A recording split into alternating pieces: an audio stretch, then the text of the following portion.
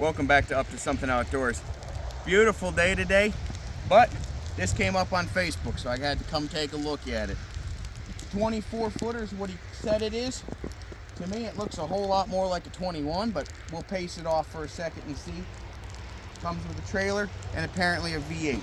But let's just pace it off to see if he's right. 1, 2, 3, 4, 5, 6, 7.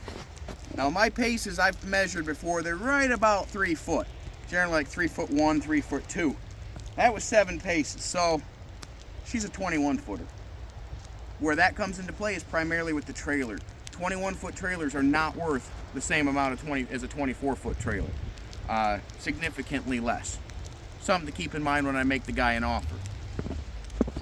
Coming around the back though, let's see what kind of outdrive we're working with.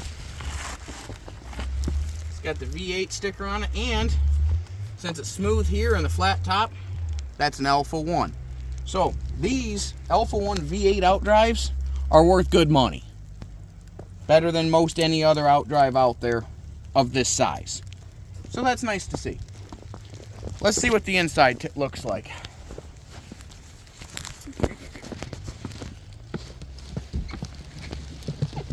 Besides all the snow, let's see what we can see. Well, it looks like a decent seat. Now, the seller said it had a V8 on it. That's pretty buried. But since the outdrive said V8, I'm willing to say it's probably a V8. So the other things I would look for in here are anything extras. Obviously the seats. See if there's anything in the cabin. Not really. Now, there's also a lot of standing water right there, so she's going to be a little heavier than normal, towing-wise.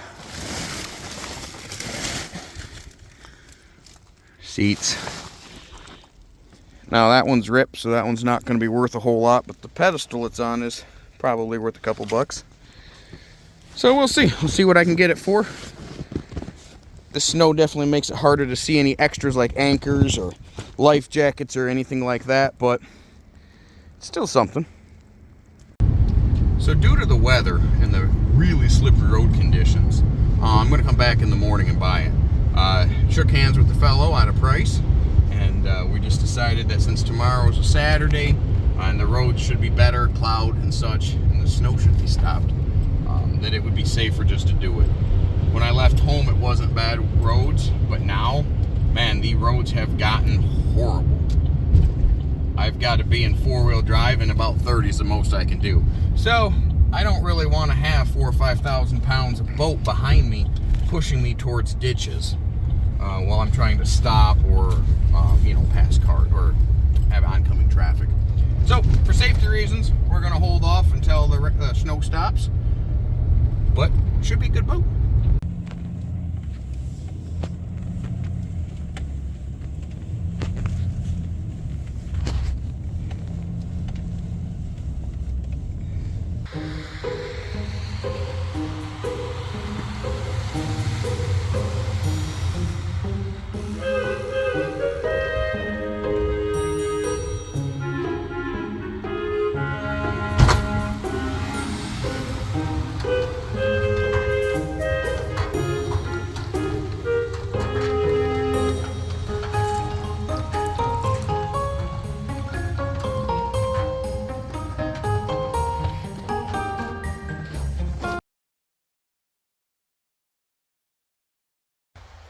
Let's get this outdrive off.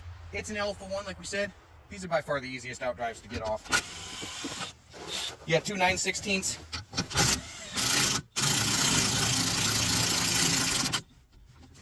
And that was just free space. All right, two 9/16 nuts on the trim cylinders. Slightly more work because it's froze, but joys of Michigan in the wintertime.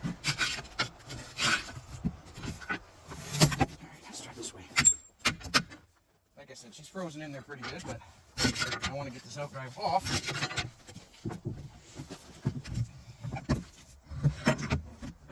Now she's going that way. Alright, so basically, the other handy thing is to have a vice grip. Clamp it down. Normally you can get one side or the other off first. But clamp this down as tight as you can get it. Go. It'll prevent that big bolt from shifting as we come over here to get this one off. Handy fender washers too, they're stainless.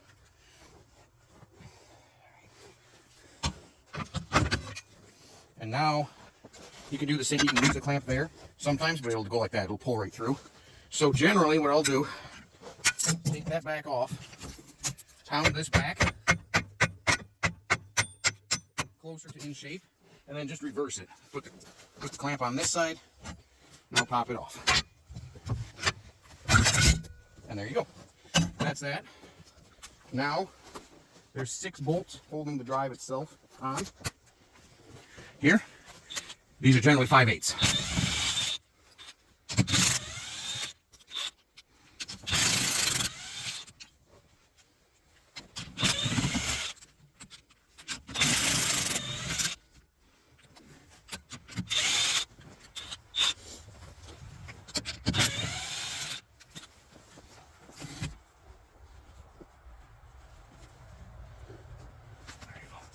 Once those are off, generally get these nuts off, or these washers off if you can.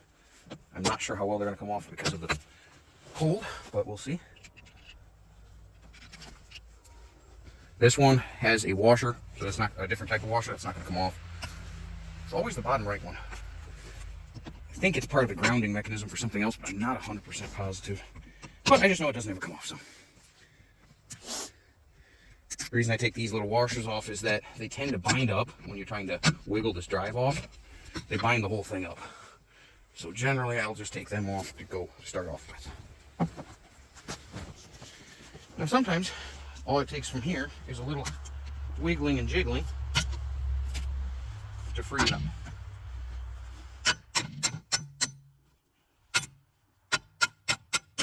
Another handy trick, get these up out of the way. Not essential, but it's a whole lot nicer to work on. Alright, let's see if we get lucky and just wiggle this one off. Starting to come.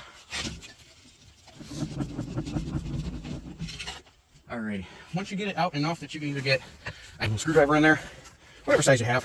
If you got a bigger one, cool. If you don't, that's fine. Basically, just gonna wiggle it out enough that the pry bar will get in there.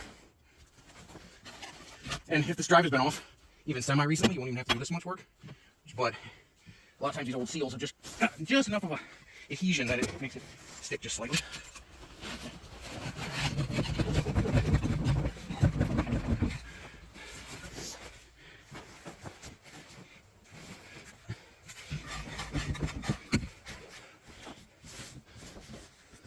Of course, you can really wrench on them if you want to, but I prefer do a little easier on them because I don't want them to break.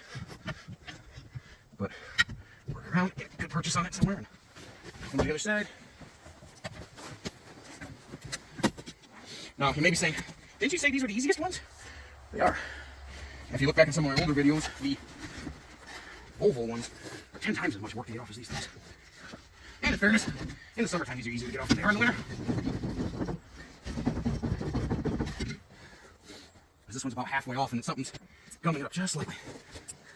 If for some reason there was a slight bit of water in here, or something else, I mean today the high is 20 degrees. If this shaft is stuck in there at all with ice, it could be freezing it up, or holding it up because it is frozen.